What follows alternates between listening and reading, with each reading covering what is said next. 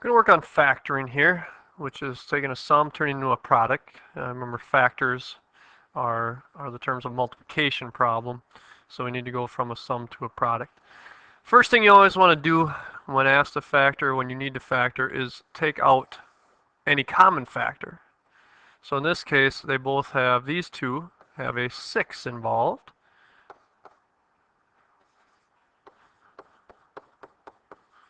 And that's it. I can't factor anymore, so we're done with that.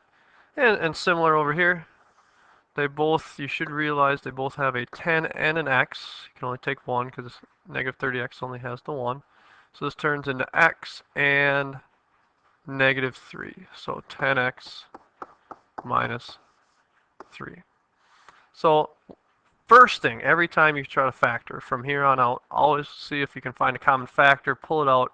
It might make the problem easier all the way through. Okay, this problem we got a trinomial here. Try 3 nomial numbers. So we got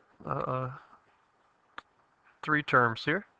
And we need to factor this. And if you remember from class, set up your generic rectangle.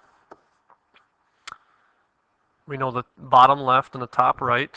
And then we also know that these two spots here have to combine to be that. And this is where a diamond problem is going to come in. So we're going to go over, do a diamond problem somewhere over on the side here. You have to multiply the two diagonals and they'll be the same, and they need to add up to negative x. Well, so to multiply to be a negative, one has to be negative, one has to be positive. So I need a negative 7x and a positive 6x. Fill those in. And now you just need to complete your diamond problem to get your product. So take out an x out of these, which means this has to be an x. That makes that a negative 7, and that makes a 6, and you just double check, make sure it all works out. So turn this from a sum to a product, which is the process of factoring. There it is. They're equivalent, they're just written in different forms. One is a sum, one is a product. And just going back to the first slide, you always want to look at the whole thing and see if you can take out a common factor, because these numbers are quite large, but we can make the problem a little easier here by taking out a 4 and an x, which will make this x squared, negative 11x, and if you do your 112 divided by 4, that'll turn into 28.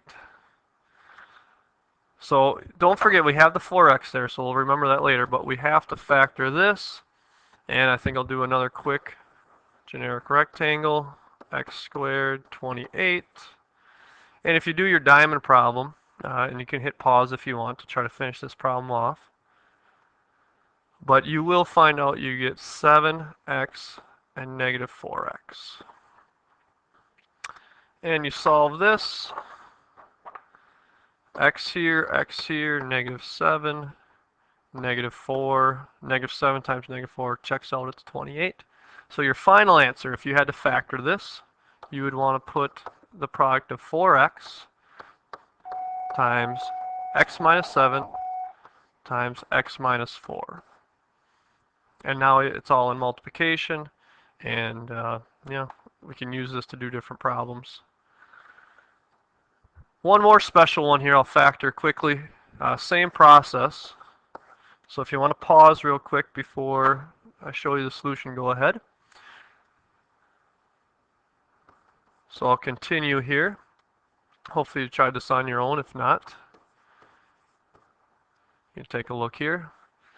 So what has to happen when we go to our diamond problem, you notice there are no x's. There are 0 x's. But we still have to multiply to be negative 100x squared. Well, the only way to add two numbers and get nothing, 0, is if they're opposites. So we need a negative 10x and a positive 10x. Later on, when we get algebra 2 here, we'll we'll call these a difference of squares, and we can notice there's a faster way. But for now, 2x here, that's what they have in common, which means we need a 2x here, which means we need a -5, and then this has to turn out to be a +5. So our product of two factors is this. All right, let's actually use this this stuff, all right, to solve quadratics. So if you have a quadratic equation, you can solve these. One is by ZPP, zero product property. The first one is nice and easy. It's already in the form we want. Either 3x minus 3 has to be 0, or 4x plus 2 has to be 0. And you get two answers. This one, solving quickly, x will equal 1, or x will have to equal, looks like, -1/2. So you get two answers. All right. This next one, you take a look here, sliding down, is not factored. So if we're going to use zero product property, there's two things we need to do. We need to set it equal to 0, and then we got to have it completely factored. So first thing I'm going to do is set it equal to 0. And I picked this one here. We've already factored x squared minus 11x plus 28, so I'm just going to go right to it.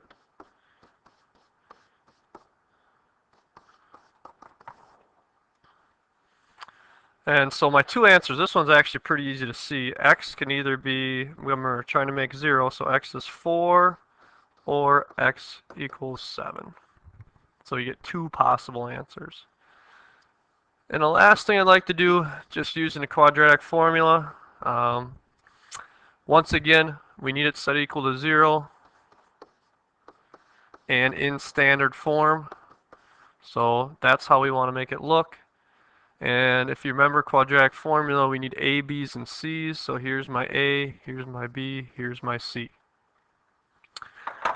Quadratic formula at this time you don't have to memorize, but here it is. The opposite of B, and we get two answers. One using the plus, one using the minus.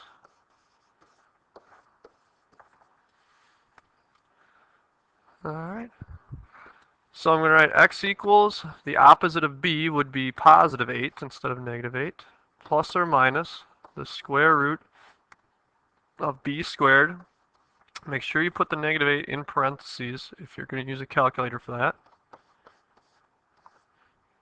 And my a is 6, my c is 1, all over 2 times 6. So I'm going to simplify this. You want to simplify what's under the square root, and you can also simplify the bottom at the same time. And real quickly, we get 64 minus 24. So we get 40 underneath the radical sign there, the square root sign, divided by 12. Once you get to this point, we need to break it up because we'll get our two answers. So one answer will be x 8 plus the square root of 40 over 12, or x will equal 8 minus the square root of 40 over 12. And I might as well finish it off. I mean, you can take a calculator from here if you choose. Just make sure I like to do 8 plus the square root of 40, hit enter, then divide by 12. So x is about 1.19, or quickly using the subtraction, or x could be 0.14 about. So this wouldn't have been factorable to start, so we would have had to use that. So